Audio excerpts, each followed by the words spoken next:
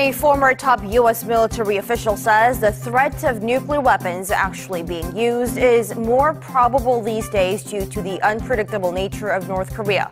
And the former chair of the Joint Chiefs of Staff admitted that he's scared to death of the possibility.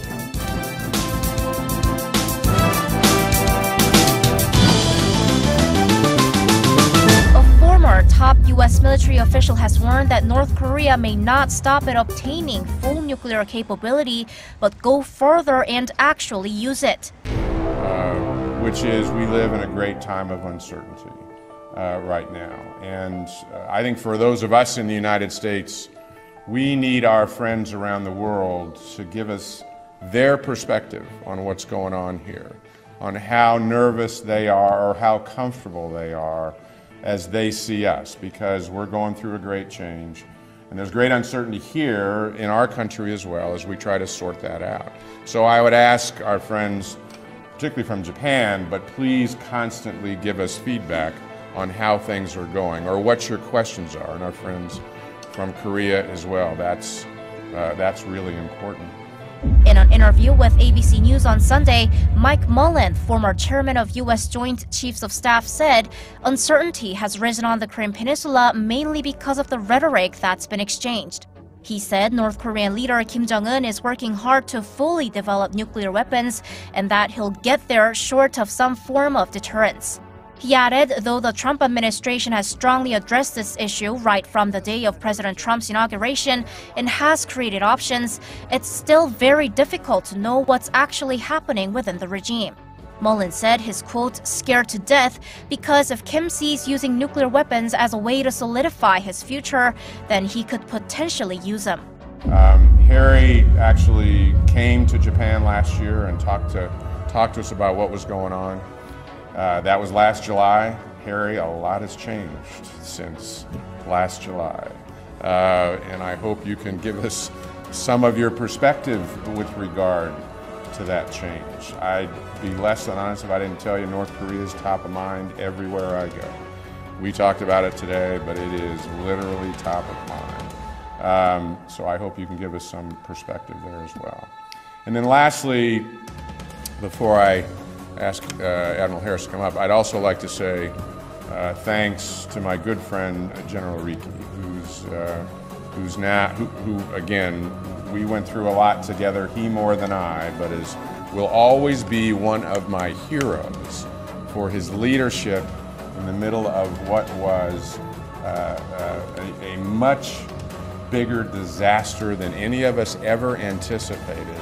And actually, I think it was his leadership that had a lot to do with finally being able to mitigate that disaster and get it under control. He didn't do that alone, but he was a much more courageous leader than a lot of people know. So it's great that we're back together again and that you're willing to co-chair this with me. But North Korea watchers in South Korea believe it is highly unlikely that Kim will actually use nuclear weapons. It's realistically not simple for North Korea to use its nuclear weapons for real. But I think it will be possible for the North to use its nuclear capability as a bargaining chip when discussing dialogue or sanctions with the international community. North Korea has recently claimed that its nuclear development is aimed at achieving a balance of power with the U.S. The regime's official newspaper, Rodong-Sinmun, reported on Sunday that Pyongyang's nuclear weapons target no other country but the U.S. and that other countries do not need to fear them. Pyongyang stressed that its nuclear capability is what protects the Asia-Pacific region from U.S. ambitions to rule the region and that it brings peace and security. As Secretary of State Tillerson rightly said after North Korea's ICBM launch, global action is required to stop a global threat.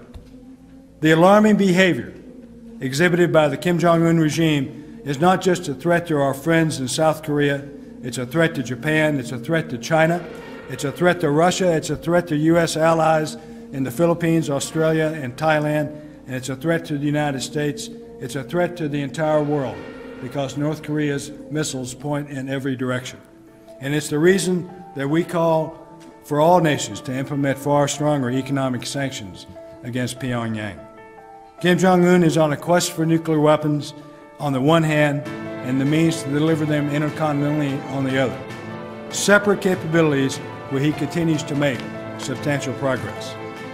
As the world saw on July 4th, North Korea now has an intercontinental ballistic missile capability. That means North Korean missiles have the range to reach North America and Hawaii. While I don't know if those missiles can actually hit what they're aimed at, but like horseshoes and hand grenades, getting close is all that's needed when you're dealing with nuclear weapons. Now I want you to stop for a minute and really think about this. Combining nuclear warheads with ballistic missile technology in the hands of Kim Jong-un is a recipe for disaster. And because he isn't afraid to fail in public, North Korean capability will continue to improve.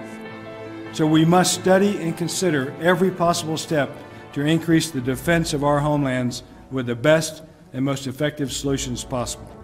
The Japanese government has warned that another North Korean missile launch could be imminent. Quoting Japanese government officials, Kyodo News Agency says Pyongyang could launch another ballistic missile in a matter of days, adding that Tokyo continues to watch developments very closely.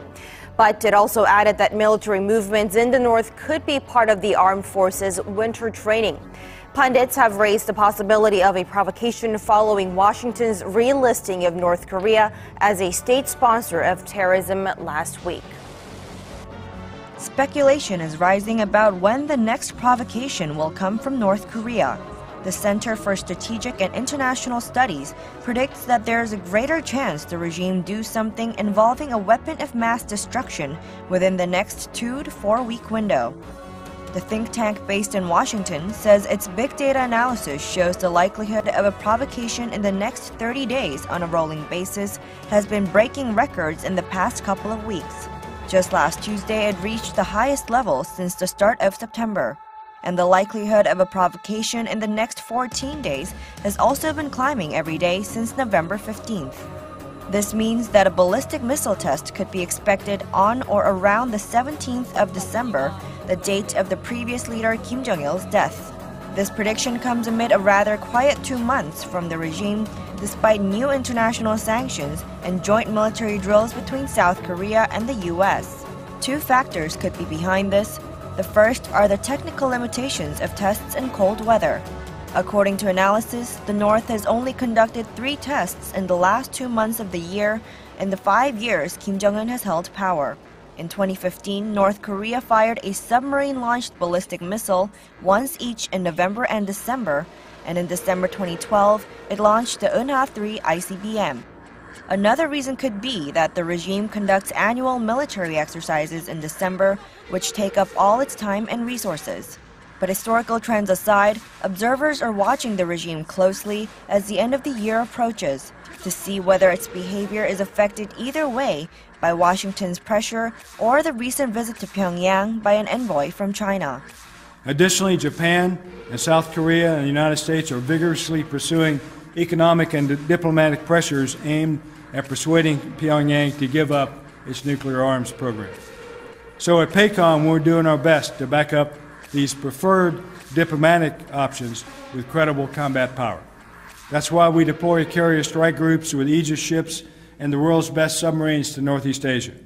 That's why we maintain a formidable continuous bomber presence in the region.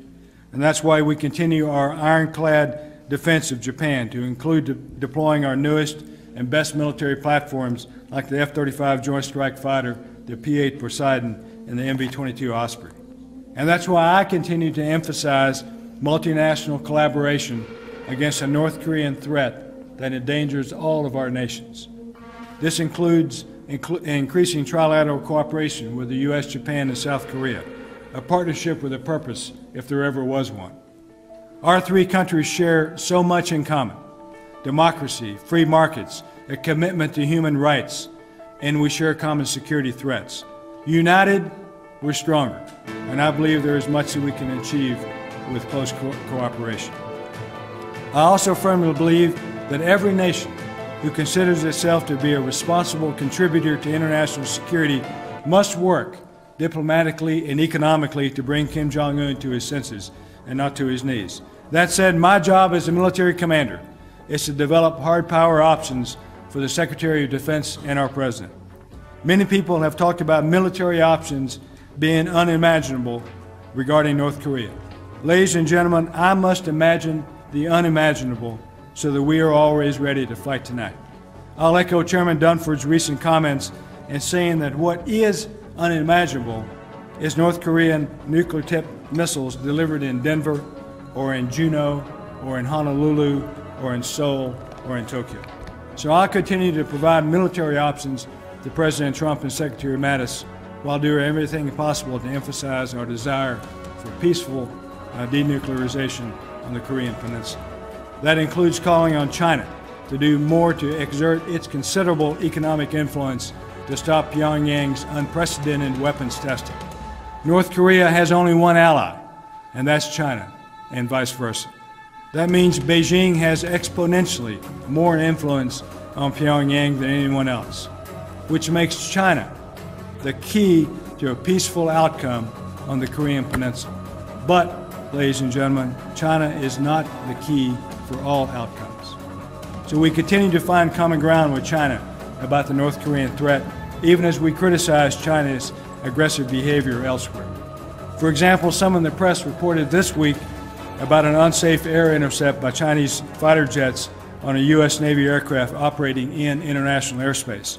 Now, while it's always difficult to ascertain true intent of Chinese pilots, the vast majority of air and sea interactions between the People's Liberation Army and the United States continues to be safe and professional. I want to emphasize that. Most of our interactions with the Chinese military continue to be peaceful, safe, and professional. That's because both of our nations have worked hard to develop military cooperation consultations in an attempt to avoid miscalculations. That said, I remain very concerned about Beijing's increasingly assertive actions that run counter to the international rules-based order. Some might find it odd for me to advocate cooperation with China on the one hand while criticizing Beijing on the other. But as I like to say, great powers can walk and chew gum at the same time. By that, I think we can praise Chinese efforts for help on issues like counter-piracy, even as we rightly hold them accountable for not doing enough to influence their North Korean ally. I think we can and should do both. Accordingly, I'll remind you that the Chinese are building up combat power and positional advantage in an attempt to assert de facto sovereignty over disputed maritime features and spaces in the South China Sea, where they are fundamentally altering the physical and political landscape by creating and militarizing man-made bases and then using tone-deaf propaganda to justify these unprovoked aggressions as measures intended to rescue some wayward fishermen. As I've said before, fake islands should not be believed by real people. Then there's a Japan Defense Ministry report released last April that noted how Japan had to scramble aircraft more than 1,000 times in the East China Sea in the previous 12 months. 1,000 times, mostly because of Chinese incursions into areas rightfully administered by Japan.